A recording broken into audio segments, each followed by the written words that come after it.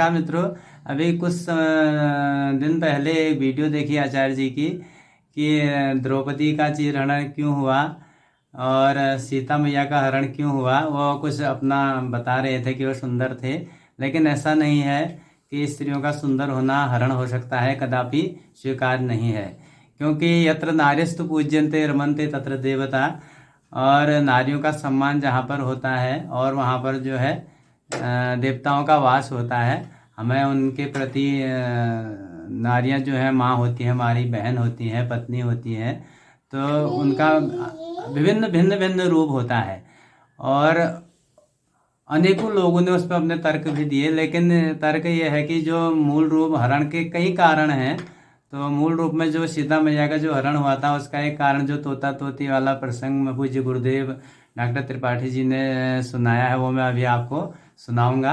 लेकिन उससे पहले मैं दो बात कहना चाहता हूँ कि जब भी कोई हमको बात करनी होती है, शास्त्रीय प्रमाण उसका देना होता है। ये ठीक है कि अति रूपवती सती, ये प्रसंग हम पढ़ा है कि अत्यधिक सुंदर जो होता है वह हर चीज़ से सुंदर नहीं होता है। इस प्रकार की बातें तो हैं, लेकिन स्त्रियों के सम्मान में जो बात कहनी चाहिए मंच से, वो ऐसा नहीं है कि सुंदर होना किसी स्त्री का हरण होना कदापि भी नहीं है। सुनिए पूज्य गुरुदेव किस प्रकार का प्रसंग वहां पर बता रहे हैं। जानकी माता जब बालिका थी अपनी वाटिका में, आप जानकी जी की बगिया तो आप जानते हो कितनी सुंदर थी। फुल बगिया नहीं सुना हो तो वहीं पर खेलती रहती थी। एक दिन एक तोता और एक तोती आए। तोती गर्भवती थी, गर्भ में पीड़ा होती है, तो तोता अपनी तोती को पंडिताइन को सुंदर सुंदर कथाएं सुना रहे थे। जब पत्नी दुख में हो, सिरोवेदना हो, पीड़ा, इसलिए तोती गर्भवती है तो तोता उसको सुंदर सुंदर पुराणों की कथा सुना रहा है। और ऐसी कौन कथा है सज्जनों कि कथा भी करे और राम जी आ न जाए। बिना राम जी के कोई कथा, तो तोता भी राम जी की कथा पे आ गया। अब ये बोल दिया, उसके मुंह से निकल गया कि वो जो राम जी हमारे हैं वो नीचे जो ये बैठी है जनक नंदिनी, इसका विवाह उन्हीं राम जी के साथ।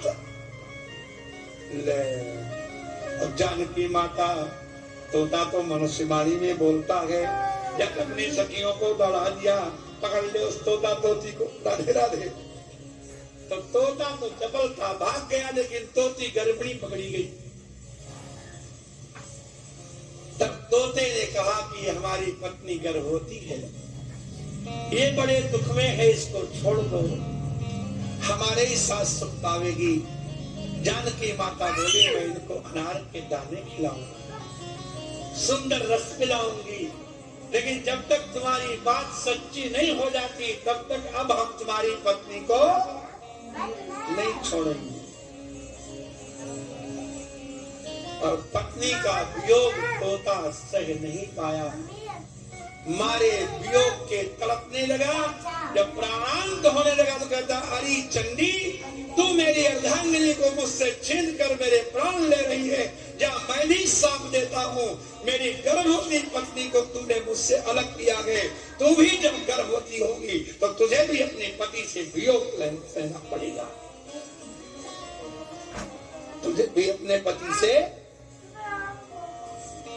उसी तोते के शाप ने काम किया। अदा समझ गए ना?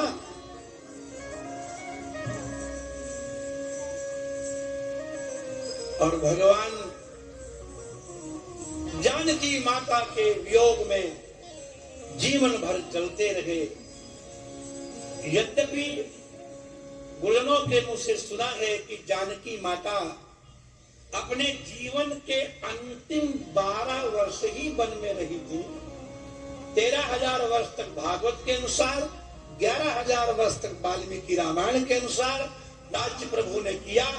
बहुत दिनों तक रामराज जानकी जी के साथ ही रहा, केवल 12 वर्ष प्रभु को वियोग सहना पड़ा।